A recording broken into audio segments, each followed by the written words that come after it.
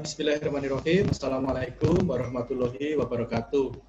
Rekan-rekan mahasiswa yang berbahagia, senang bisa ketemu lagi di pagi ini. Hari ini kita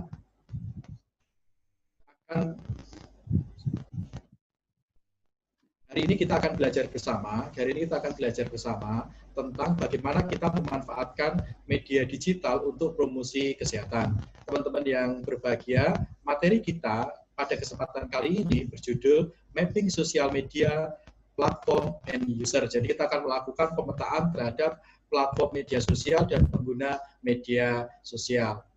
Teman-teman yang berbahagia, sekali lagi saya mengucapkan selamat pagi untuk teman-teman di Indonesia Barat, selamat pagi menjelang siang untuk teman-teman di Indonesia Tengah, dan selamat siang untuk teman-teman di waktu Indonesia Timur. Semoga dalam kondisi sehat selalu. Sampaikan salam hormat kami kepada Bapak Ibu di kampung halaman. Semoga kita bisa berjumpa kembali di kampus kita tercinta ini.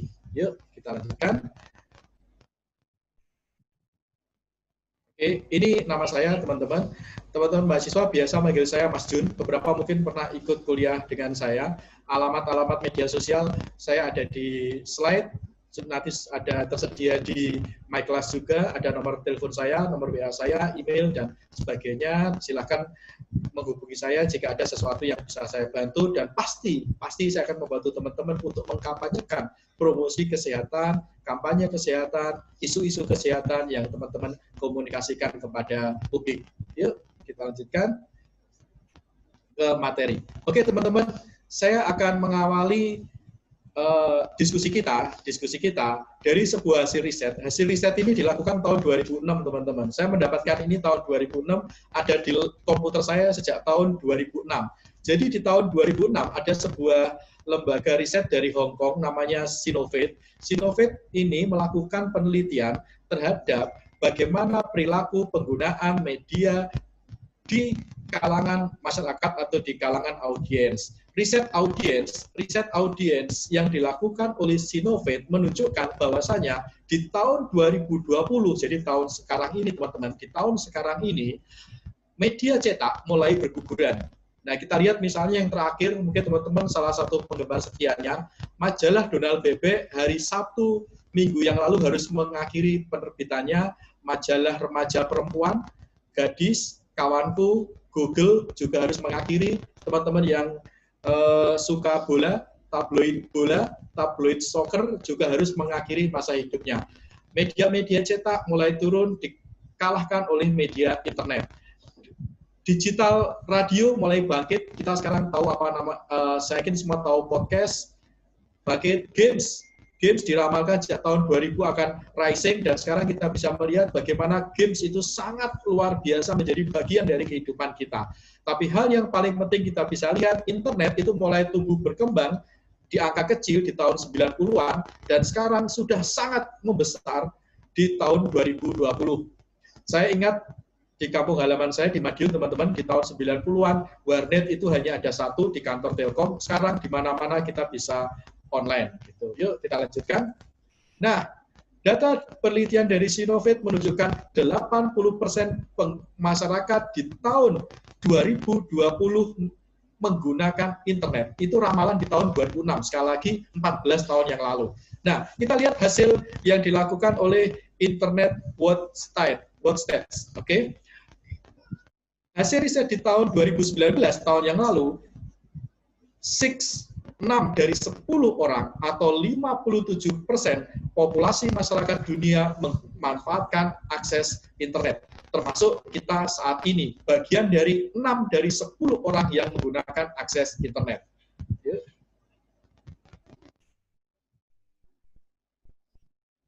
Nah, berapa lama orang itu menggunakan internet? Mari kita melakukan pemetaan. Teman-teman, ternyata luar biasa. 6 jam 30 menit online each day, setiap hari 6 jam 30 menit waktu pemanfaatan internet. Saya yakin ketika kita work from home, penggunaan jam penggunaan internet user spend yang digunakan audiens itu semakin bertambah, termasuk kita sekarang ini, teman-teman. Yuk, kita lanjutkan. Nah, kita akan membincang pertama media sosial yang pertama adalah Facebook, oke? Ada 2,4 miliar pengguna media sosial yang memanfaatkan Facebook. Tentu saja ini media sangat populer, maka karena populer, Facebook disebut sebagai king of social media. Mungkin di antara teman-teman adalah generasi milenial yang sudah meninggalkan Facebook. Namun faktanya, Facebook is the leading social platform, reaching mencapai 60,6% pengguna internet adalah pengguna Facebook. Berapa lama waktu yang dihabiskan di Facebook? Data riset menunjukkan yang dilakukan oleh Rekod di tahun 2018, 58,5 menit digunakan oleh audiens untuk mengakses Facebook. Hampir 1 jam setiap hari. Nah, penggunaan Facebook lebih banyak suka menggunakan mobile, baik itu iPad, yang bahkan yang paling banyak tentu saja adalah handphone atau gawe daripada desktop.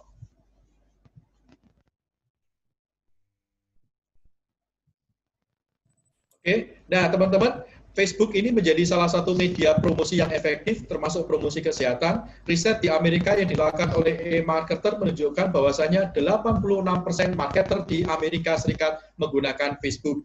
Tentu saja data mungkin akan berbeda di Indonesia, tapi sampai saat ini saya belum menemukan datanya. Mungkin kalau teman-teman sudah dapat datanya, kita bisa saling sharing. Oke? Nah, ini teman-teman yang penting. Kalau teman-teman melakukan kampanye promosi kesehatan di Facebook, teman-teman melakukan kampanye kesehatan, promosi kesehatan di Facebook, terutama dalam isu COVID-19 atau isu corona ini, jam terbaik untuk memposting adalah jam mau pulang kerja, jam akan pulang kerja, jam-jam akhir kerja, yaitu jam 1 siang sampai jam 4 sore. Oke? Engagement-nya akan tinggi. Jadi kalau teman-teman posting, gunakan jam itu ketika menggunakan Facebook. Hari terbaik adalah hari Kamis, Jumat, Sabtu, dan Minggu. Nah, itu pemetaan ketika teman-teman menggunakan Facebook. Lalu kita menginjak kepada Twitter. Twitter memang tidak sepopuler Facebook. Sekali lagi, Twitter tidak sepopuler Facebook. Tapi kelebihan Twitter dibandingkan Facebook lebih cepat untuk membangun opini publik. Sekali lagi, kemampuan Twitter adalah lebih cepat membangun opini publik. Dan kemampuan lain dari Twitter adalah Twitter itu lebih cepat membangun interaktivitas. Ada seorang profesor dari Belanda namanya Profesor Dennis McQuail. Beliau pakar komunikasi massa. Di tahun 2010 beliau menulis buku Mass Communication Theory 6th Edition, teori komunikasi massa edisi ke-6. Kata Dennis McQuail, media baru dicirikan oleh interaktivitas. Nah, kita bisa menjumpainya di Twitter dengan sangat mudah, termasuk juga di media-media sosial yang lain. Twitter memiliki 330 juta pengguna secara aktif. Oke? Nah, demografik pengguna Twitter. Demografik pengguna Twitter itu berada di rentang usia 35 sampai 65 tahun. Jadi kalau kampanye ke anak-anak mungkin tidak cocok menggunakan Twitter, tapi untuk kampanye ke masyarakat usia dewasa akan lebih cocok menggunakan Twitter. Ini hampir sama dengan Facebook yang digunakan di rentang usia 30 sampai 60 tahun. Gender pengguna Twitter itu didominasi laki-laki, 66% pengguna Twitter adalah laki-laki, sisanya atau 34% adalah perempuan. Statistik menunjukkan Twitter itu diisi setiap hari dengan 500 juta tweet. 500 juta tweet. It's adequate dengan setara dengan hampir 6.000, tepatnya 5.787 tweet per detik. Oke? Emoji yang banyak digunakan di Twitter adalah emoji ini, emoji tersenyum atau tertawa. Dulu sebelum ada emoji seperti ini, biasanya kita menggunakan titik 2 kemudian kurung tutup. Twitter, ini menariknya teman-teman, 40% pembelian produk, barang dan jasa di Twitter itu dilakukan oleh audiens setelah mereka melihatnya di Twitter. Artinya apa? Dalam isu komunikasi kesehatan, kita bisa memanfaatkan Twitter untuk melakukan perubahan perilaku di kalangan masyarakat. Karena apa? Mereka berubah menurut hasil riset yang dilakukan oleh Optimal Marketing Institute di tahun 2019, mereka menonton di Twitter. Oke, influence Twitter cukup kuat, yaitu 40%. Nah, ini yang paling penting, bahan ini sudah ada di My Class, bisa teman-teman baca, bisa teman-teman simak. Saya berharap teman-teman, nanti ketika teman-teman sudah menjalankan KKN, teman-teman di hari-hari ini, hari-hari yang saya sebut, yaitu Senin, Selasa, Rabu, dan Kamis, serta Jumat, Senin, Selasa, Rabu, Kamis, dan Jumat, di jam-jam terbaik untuk memposting Twitter, yaitu jam rolasan. Rolasan itu ada di Jogja, kultur di Jogja, jam istirahat siang itu biasanya disebut jam rolasan. Ini jam terbaik untuk Twitter. Meskipun riset ini dilakukan di luar negeri, artinya bukan secara spesifik di Indonesia. Mungkin dalam case Indonesia akan berbeda, karena apa? Jam 12 orang masyarakat itu di Indonesia jam istirahat, makan siang, sholat zuhur juga. Apalagi kalau hari Jumat itu masyarakat melakukan sholat Jumat. Jadi mungkin dalam kasus di Indonesia, menurut saya, meskipun belum ada hasil riset yang memperkuat, asumsi saya berasumsi di hari Jumat mungkin tidak akan sebaik di hari-hari yang lain. Nah, ada posting di jam-jam ini bisa digunakan untuk membangun engagement di Twitter. Jadi saya berharap nanti di hari Senin, Selasa, Rabu, dan Kamis, teman-teman melakukan tweet dengan hashtag yang sama dari akun Twitter teman-teman tentang campaign yang dilakukan oleh teman-teman. Bisa berupa poster, bisa berupa video, bisa berupa teks yang ada di Twitter. Yang penting kita menggunakan hashtag yang sama. Penjelasannya akan kita pelajari di materi selanjutnya. Misalnya kita ada 150 mahasiswa yang ikut program KKN Kesehatan ini, di saat yang bersamaan, di hari Senin kita nge-tweet yang sama, maka kita bisa membangun trending di media sosial. Tujuan kita bukan ingin pansos di media sosial, tidak teman-teman.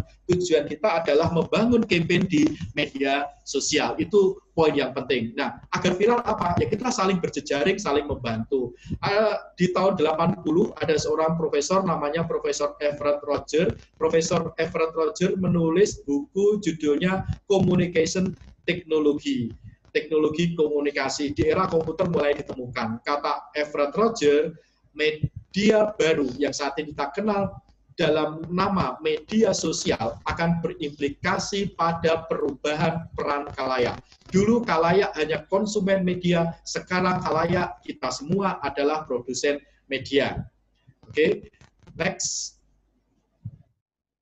Nah, kita sekarang akan ngomongin Instagram. Saya yakin kalau kita berbincang tentang Instagram, panjenengan semua, teman-teman semua jauh lebih advance dibandingkan saya yang generasi old, karena umur saya sudah 40 tahun, saya lebih tepat diklasifikasikan sebagai pengguna Facebook maupun Twitter, meskipun saya juga menggunakan Instagram juga. Nah, 1 miliar penduduk muka bumi ini menggunakan Instagram, oke, dan 500 juta, separuhnya 500 juta secara aktif menurut data dari Statista di tahun 2018 itu menggunakan platform ini setiap hari, entah itu dengan menggunakan feed maupun Insta Story gitu. Jadi kita coba aja setelah ini, coba teman-teman upload di Insta Story teman-teman semua dengan hashtag yang sama yang akan saya sampaikan di akhir. Kita akan melakukan uji coba setelah ini. Oke, selanjutnya. Oke, nah hashtag. Kelebihan Instagram itu adalah hashtag. Menurut penelitian HubSpot di tahun 2020, average rata-rata hampir ada 11, tepatnya 10,7 Instagram yang contains ada berisi hashtag. Hashtag itu sebenarnya adalah sistem algoritma yang dulu dikembangkan awalnya oleh Twitter di tahun 2007 untuk kita lebih mudah mencari isu-isu yang populer. Nah, Instagram ini menggunakan hashtag. Nah, kita kembali ke video tadi. Video-video yang bagus dalam konten Instagram itu adalah, dan Twitter itu jangan dipandang video yang jadi sinematografinya bagus. Banyak yang bolong. Dan itu sekarang teman-teman diadopsi oleh dunia periklanan. Sekali lagi, tren di media sosial yang dibangun oleh user itu digunakan oleh guru iklan. Kalau teman-teman ingat waktu menjelang puasa kemarin ada iklannya Marjan. Oke, iklan Marjan. Kalau teman-teman lihat iklan Marjan itu kan unik. Iklannya kan dibuat bolong-bolong, bocor-bocor, bolongnya itu gini artinya, jumpingnya maksudnya. Jumpingnya adalah sesuatu yang sebenarnya tidak mungkin, misalnya di masa lalu tiba-tiba ada orang pegang handphone, iPad, dan sebagainya, itu kan sesuatu yang tidak mungkin, ya kan? Tetapi kemudian ternyata itu bisa menjadi viral. Nah, hal yang receh-receh ini, itu yang justru diminati di media sosial. Sekali lagi, hal yang receh itu diminati di media sosial, apalagi untuk muda. Lagi anak kuliah gitu, lihat Contoh yang lain, aku menang adalah TikTok. TikTok itu kan cenderung mengedepankan dalam tanda kutip ya, sekali lagi dalam tanda kutip, video-video yang sifatnya receh. Oke, dan itu ternyata bisa growing, bisa grow up gitu. Nah, maka jangan merasa wah Mas Jun saya nggak bisa membuat konten video nih, teman-teman. Kita semua sekarang bisa produksi video dengan menggunakan laptop, ya kan? Kita bisa menggunakan HP, iPad, tidak perlu kamera bagus, tidak perlu DSLR, tidak perlu mirrorless. Tapi kalau Anda mau pakai DSLR, mirrorless, monggo aja. Toh nanti penonton kan nontonnya juga menggunakan handphone, ya kan? Nontonnya dengan layar yang kecil gitu. Oke? Jadi tugasnya sangat sederhana, membuat konten-konten digital ini, dan kemudian kita secara kolaboratif kita membangun interaktivitas agar ini bisa menjadi going viral. Maka kita akan menggunakan hashtag. Oke? Selanjutnya. Nah, teman-teman, Instagram Stories, saya yakin teman-teman sangat aktif menggunakan Instagram. Nanti kita di akhir ini kita akan uji coba untuk saling mengupload di Instagram Stories. Oke? Selanjutnya. Nah, yang menarik teman-teman, kalau kita beli produk itu sekarang kita banyak menggunakan mencari referensinya di Instagram. Maka hal yang lain bisa kita lakukan. Pelajarannya adalah teman-teman, kita bisa memanfaatkan Instagram untuk melakukan promosi kesehatan. Oke? Engagement, oke? Ini yang menarik teman-teman. Instagram itu bisa membangun engagement 4 kali lebih cepat dibandingkan dengan Facebook. Saya lagi, engagement di Instagram itu 4 kali lebih cepat di Facebook. Mengapa? Karena Instagram yang mengelola adalah kaum muda. Ini riset dilakukan oleh Social Baker di tahun 2018.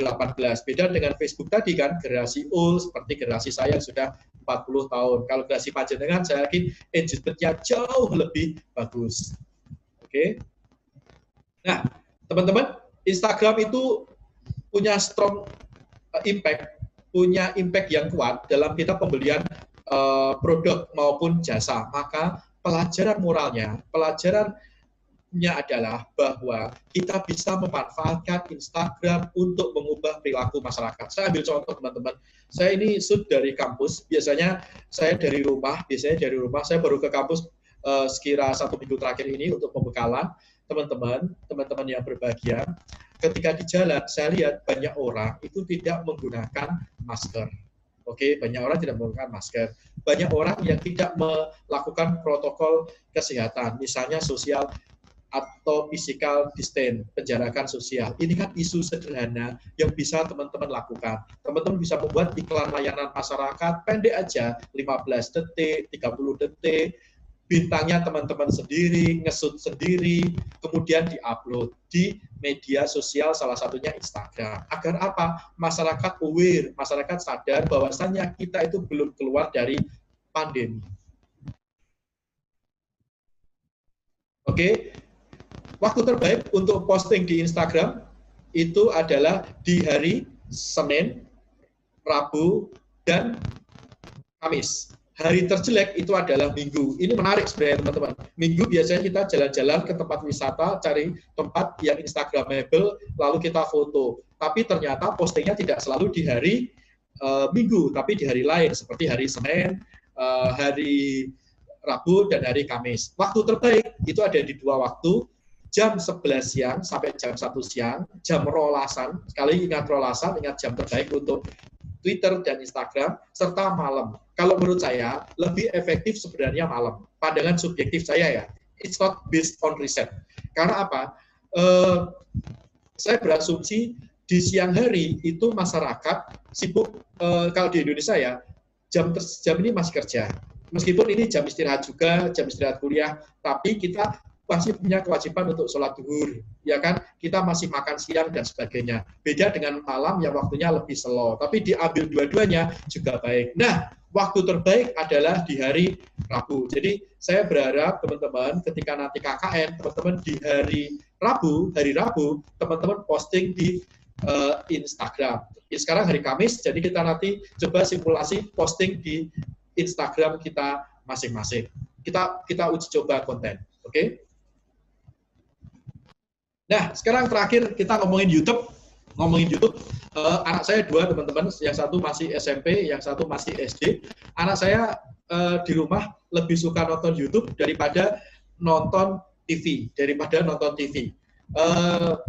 Mereka lebih banyak nonton YouTube untuk video tutorial cara main game gitu. Jadi kalau mereka ingin crack game, menang game, cara mereka adalah belajar dari YouTube. Jadi YouTube itu sekarang sudah menjadi salah satu platform yang sangat digemari oleh anak-anak untuk mencari konten-konten yang mereka butuhkan. Data dari data Reportal tahun 2019, 79% pengguna internet itu menggunakan YouTube. Artinya hampir 8 dari 10 pengguna internet itu memiliki akun di YouTube. Oke, selanjutnya YouTube statistik. 8 dari 10 marketer mengakui bahwa YouTube adalah alat platform yang paling efektif untuk marketing. Jadi teman-teman, kita bisa memanfaatkan YouTube untuk marketing dalam isu apa? Komunikasi, kesehatan. Itu yang harus kita manfaatkan. Oke? Banyak platform, tapi ternyata YouTube tetap yang paling populer.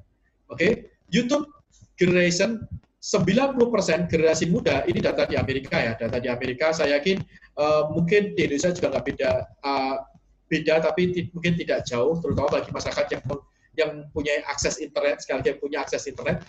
Pengguna YouTube itu rata-rata umur 18 sampai 44. Meskipun ini generasi di bawahnya pun juga, saya cerita tadi anak saya yang kelas 3 SMP dan kelas 3 SD pun secara aktif menggunakan YouTube setiap hari. Bahkan kita sekarang pun kalau mendengarkan musik, beberapa mendengarkannya dengan aplikasi YouTube musik. Oke, every day, setiap hari, ada 1 miliar orang, oke, yang menonton di YouTube. Mereka nonton di YouTube. Jam yang digunakan untuk nonton di YouTube itu teman-teman adalah jam 9 pagi sampai jam 12 siang. Mengapa jam seperti ini? Logikanya sederhana, YouTube itu video itu banyak makan paket data, maka kebanyakan mengaksesnya di kantor atau kuliah. Saya sering memperhatikan mahasiswa itu kalau di sela-sela kuliah itu suka buka YouTube juga, dengarkan musik, atau nonton video-video tutorial, terutama cara main game gitu. Nah, sekarang kita buat video tutorial, misalnya sederhana cara cuci tangan, cara memakai masker, social distancing, dan sebagainya. Oke? YouTube lebih banyak digunakan dengan dengan platform atau dengan perangkat mobile daripada desktop. Tapi angkanya tidak sedahsyat di aplikasi yang lain. Karena apa? Video di YouTube seringkali ditonton saat kita misalnya kerja atau mengerjakan tugas. Kadang kita hanya mengambil audionya saja gitu. Atau kita buat picture in picture, artinya dua interface. Oke.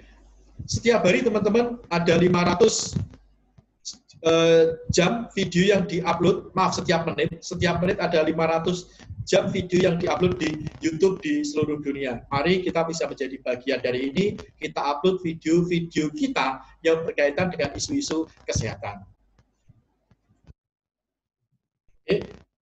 Best time, waktu terbaik untuk nonton di YouTube itu ada di untuk posting itu di hari terbaik adalah hari Kamis dan Jumat. Hari Kamis dan Jumat. Penonton paling banyak itu di hari Sabtu dan Minggu. Jam terbaik itu ada di jam 9 pagi sampai 12 siang dan 12 siang sampai 4 sore. Begitu teman-teman pemetaan kita terhadap penggunaan media sosial. Pertama Facebook, kedua Twitter, ketiga Instagram, dan keempat YouTube. Semoga ini bermanfaat. Selanjutnya kita akan menginjak kepada materi selanjutnya. Sebelum kita menginjak ke materi selanjutnya, saya mohon izin untuk off sebentar dulu, sekitar 1-2 menit untuk minum kopi. Silakan teman-teman menikmati kopi dulu, yang belum sarapan sambil sarapan juga tidak apa-apa. Sampaikan salam saya kepada Bapak Ibu di kampung halaman. Terima kasih. Assalamualaikum warahmatullahi wabarakatuh.